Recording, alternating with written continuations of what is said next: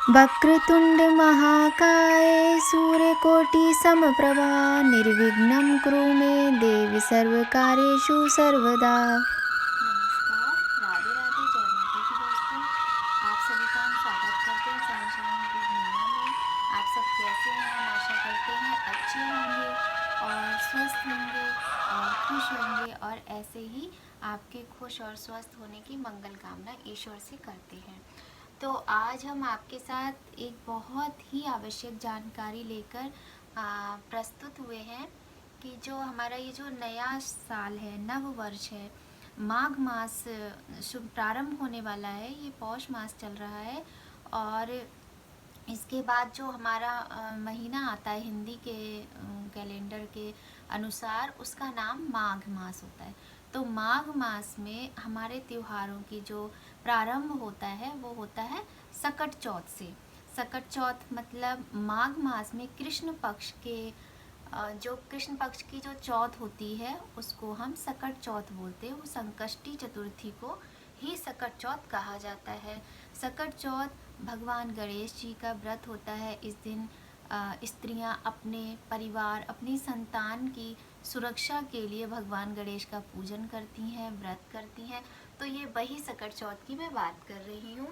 तो इस बार जो 2022 में जो सकट चौथ हमारी है वो तो दोस्तों सकट चौथ जो है हमारी वो 21 जनवरी को प्रातःकाल 8:51 से प्रारंभ होकर 22 जनवरी को 9:51 तक रहेगी।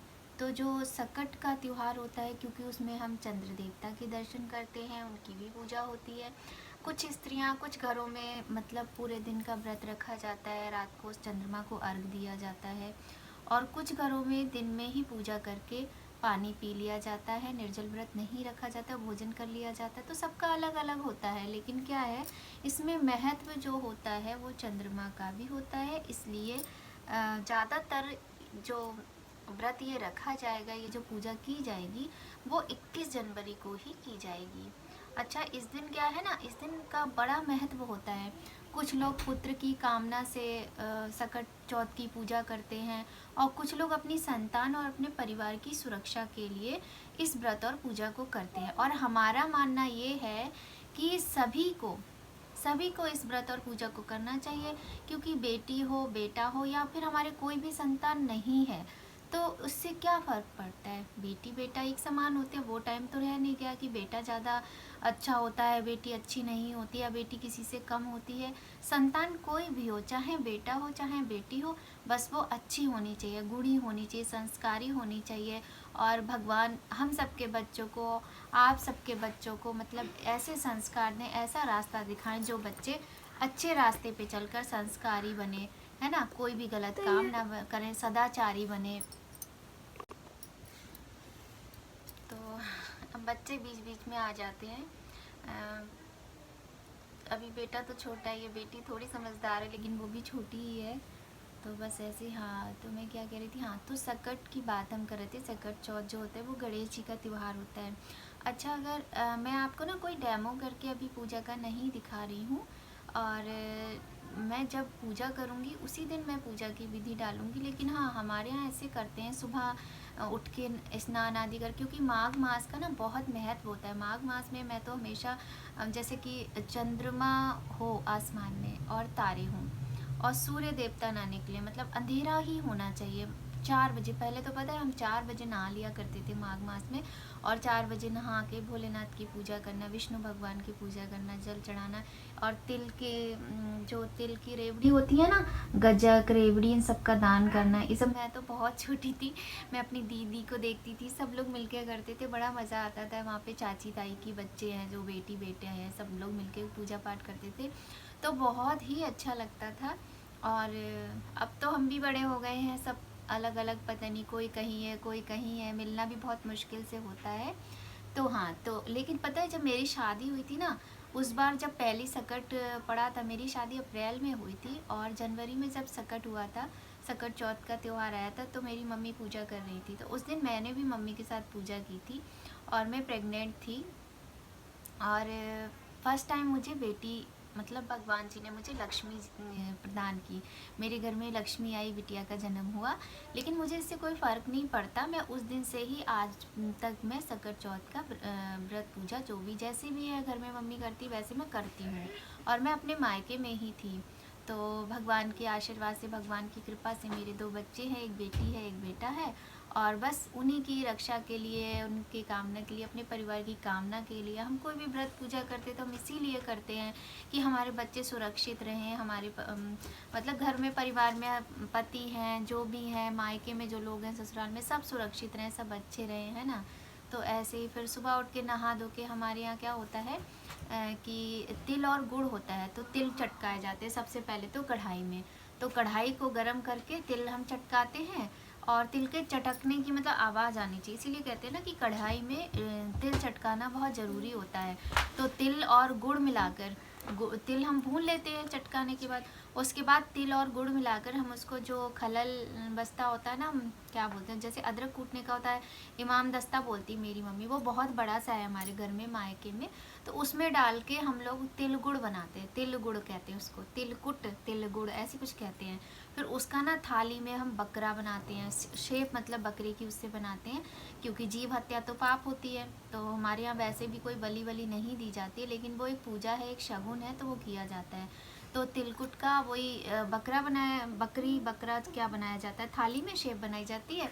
फिर जो दूरबा होती है वो रखी जाती है, एक सुपारी रखी जाती है, जैसे जितने बच्चे होते हैं उस हिसाब से सुपारी रखी जाती है। और जो देसी घी होता है, देसी घी है और गुड़ है, उसका छोटा छोटा सा प्रसाद बनाया जाता है। और तरह तरह के लड्डू हैं, जैसे मोदक बनाना है, बेसन के लड्डू हैं। लेकिन तिल का बहुत महत्व होता है, तिल और गुड़ का खास महत्व होता है इस त्यौहार में। तो मेरी मम्मी तो चावल के आटे में मूंगफली और जो गरी गोला होता है वो, और उसमें तिल डाल के लड्डू उसके बनाती, बाजरे के लड्डू बनाती, ड्राई फ्रूट्स के लड्डू बनाती। मतलब हम आपको बता नहीं सकते। जब मम्मी घर में, गांव वाले घर में पूजा करती थी, तो वहाँ ताई वगैरह थी, उनकी बहू थी, सब लोग मिलके जब करते थे ना, तो ऐसे पूरा कमरा भर जाता था। ऐसे बास्केट्स में तरह तरह के लड्डू बन के रखे हुए होते थे, बहुत अच्छा लगता। और मैं तो छोटी थी, तो मैं तो बस यही सोचती थी मुझे खाने को कब मिलेगा। और मतलब ये लगता है आजकल हमें बच्चों को टोकना पड़ता है कि खाओ मत, ये चीज़ ज़्यादा मत खाओ, वो चीज़ ज़्यादा मत खाओ, क्योंकि आजकल क्या बच्चे खाते भी क्या है, मैदे की चीज़ें ज़्यादा खाते हैं। उनकी भी गलती नहीं है, हम लोग इस टाइप के हो ही गए हैं। वो जो चीज़ें देखते हैं वो पैकेट की चीज़ें खाते हैं। पहले क्या था, हम लोग दिन भर में कितने लड्डू खा लेते थे, पर ना तो कभी मोटे होते थे, ना ही हम कभी बीमार उन चीज़ों से पड़ते थे। आजकल क्या है, थोड़ा सा कुछ हो गया तो लो भैया तबीयत ख़राब हो गई। तो बस यही है। फिर क्या करते हैं, गणेश जी, मम्मी जो है ऐसे पूजा करती, गणेश जी रखती हैं, कलश रखती हैं और दिया जलाती हैं और धूप जलाती हैं। गणेश जी को फूल चढ़ाती हैं, दूर्वा चढ़ाती हैं, तिल चढ़ाती हैं, गुड़ चढ़ाती हैं, और जो भी लड्डू होते हैं सब चीज़ का भोग लगाती हैं। आपको मोदक बनाना हो तो वो भी बना सकते हैं, लेकिन वही मोदक क्या, शेप उसकी चेंज हो जाती होती, तो वो लड्डू ही है एक तरह से। और उसके बाद में पक्का खाना बनता है, मतलब पूरी कचौड़ी और सब्जियां, दही बड़ा, जो भी आपको बनाना है आप सब कुछ बना सकते हैं। और बस फिर जो सुपारी होती है ना, उस पर घी लगाया जाता है।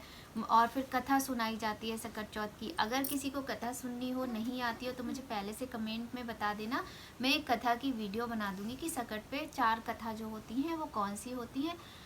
मम्मी है अभी यहाँ पर, तो मैं मम्मी से ही पूछ लूँगी, मम्मी अच्छे से सुना देती हैं, पुरानी कथाएं हैं। और बस ऐसे ही पूजा होती है। गणेश जी को सिंदूर जरूर लगाया जाता है, पुष्प चढ़ाए जाते हैं, उन्हें अक्षत चढ़ाए जाते हैं।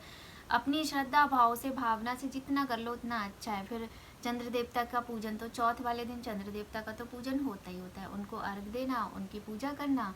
और बस फिर अपना बच्चों को, फिर हाँ, वो जो दूर्वा होती है ना, एक तो हम गणेश जी को अर्पण कर देते हैं, और वहीं से एक दूर्वा, 2 दूर्वा लेके, और उससे जो जैसे बकरी बकरा जो थाली में बनाते हैं उसको ऐसे कट करवा देते हैं बेटे से, या फिर जो भी जेंट्स घर में होता है उससे।